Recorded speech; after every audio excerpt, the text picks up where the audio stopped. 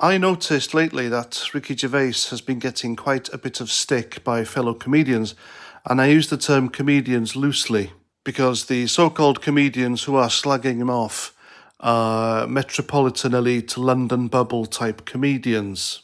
So the reason they're getting their knickknacks in a twist is because Ricky Gervais has a new show on Netflix, and I watched it last night with Mrs. 49, and we laughed our heads off. I find him really funny.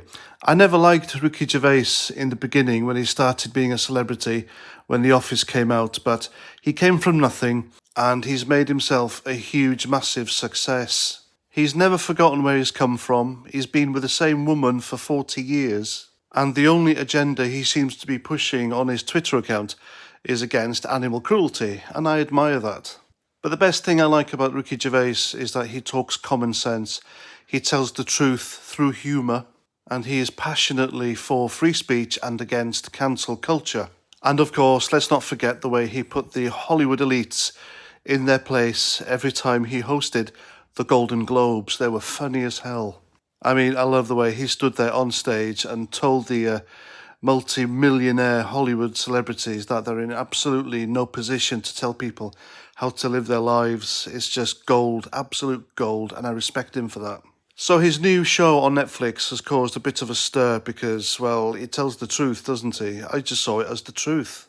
And so two woke comedians from London have condemned him. They've come out and they've just bad-mouthed him on the internet, on Twitter, etc. And the reason they've done this is because Ricky Gervais dared to joke about the trans community. Even though he explained that he is all for trans rights and people can identify as whatever, but he still joked about them because comedy is subjective and nothing should be taboo, really. And if you don't find him funny, then don't watch him. Simple as that. It's the same with right-wing conservative YouTubers. If you don't like what people like me say, simply don't watch or just don't go on social media. And of course, the trans issue now is a fashionable thing to get behind for multi-millionaire celebrities who want to promote themselves out there and be seen as progressive and woke.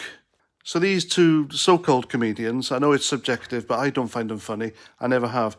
Nish Kumar and James Acosta.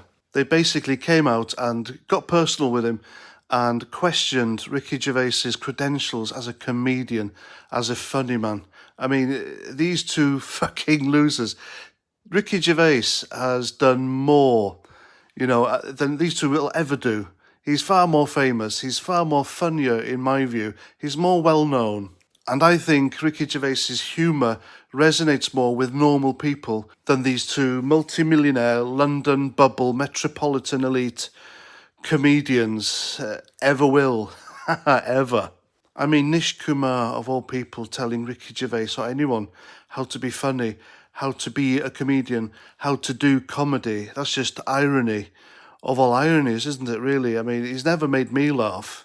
And his whole shtick, he's a one-trick pony, Nish Kumar, because his style of woke comedy is bashing straight white men, Western society. That's what it is. So if you believe in Trump, if you're a conservative voter, you voted for Brexit, if you're Nigel Farage, Tommy Robinson, etc., then that's the butt of his jokes, and that's it. And as for James Acosta, well, it's basically, with him, it's his jokes are a long-winded story with a shitty punchline. And that's it. That's it. Whereas Ricky Gervais is a writer, producer, director, comedian, and people love the guy because he tells the truth. So Nish Kumar and James Acosta are in absolutely no position whatsoever to lecture Ricky Gervais about comedy or anything. The guy is just head and shoulders above the pair of them, even though he's like 4'0".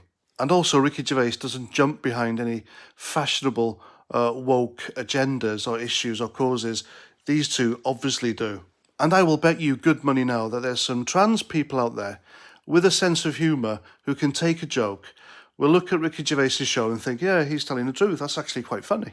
And if anything, it's Nish Kumar and James Acosta who are probably in the wrong here because they're assuming that nobody whatsoever in the trans community has a sense of humour, so they feel like they have to come in and save them. How patronising, folks, is that?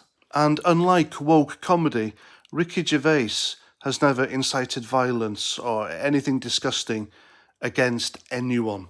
Because with these woke left-wing comedians on their really unfunny panel shows on terrestrial TV, we have heard them.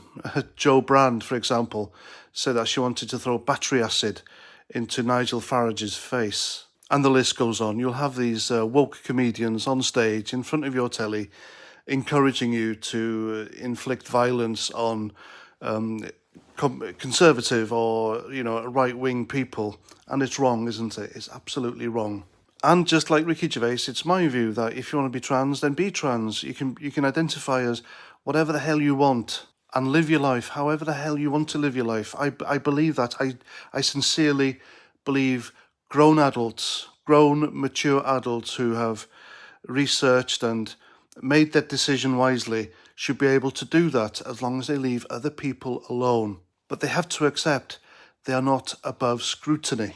Just like the old saying, nothing is above scrutiny, but nobody is below dignity.